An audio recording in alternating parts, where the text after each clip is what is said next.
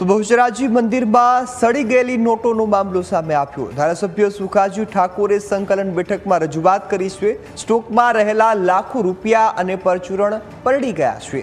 તો વણ નોંધાયેલા ચાંદી અને દાગીનાના હિસાબની માંગ કરી। આ રકમનો નવા મંદિરના નિર્માણમાં ઉપયોગ થાય તેવી પણ વાત કરી છે।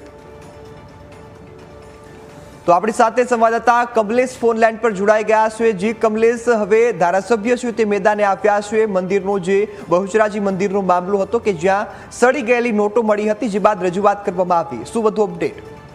લાખો લોકોની શ્રદ્ધાનું કેન્દ્ર મા બહુચરનું મંદિર છે। બહુચરાજી મંદિરમાં શ્રદ્ધાળુઓ દ્વારા ભેટ અને રોકડ દાન કરવામાં આવતી હોય છે, પરંતુ આ રોકડનો હિસાબ નહીં રાખવામાં આવતો હોવાનો આક્ષેપ ધારાસભ્ય સુખાજી ઠાકોર દ્વારા સંકલન સમિતિની બેઠકમાં કરવામાં આવ્યો છે।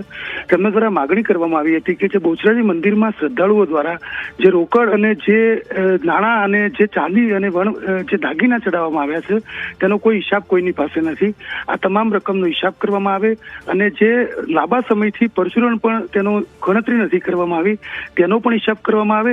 જે નોટ છે જે શ્રદ્ધાળુઓ દ્વારા ચડાવવામાં આવી છે તે પલળી ગઈ અને બગડી ગઈ હોવાનો પણ આક્ષેપ કરવામાં આવ્યો છે। આ તમામનો હિસાબ કરવામાં આવે, આ પ્રકારની માંગ ધારાસભ્ય સુખાજી ઠાકોર દ્વારા સંકલન સમિતિમાં કરવામાં આવી છે અને જિલ્લા કલેક્ટર દ્વારા આ મામલે જે વહીવટદાર છે તેમને ત્વરિત સૂચના આપી અને આગામી સમયમાં ગણતરી કરવાની સૂચનાઓ આપવામાં આવી છે।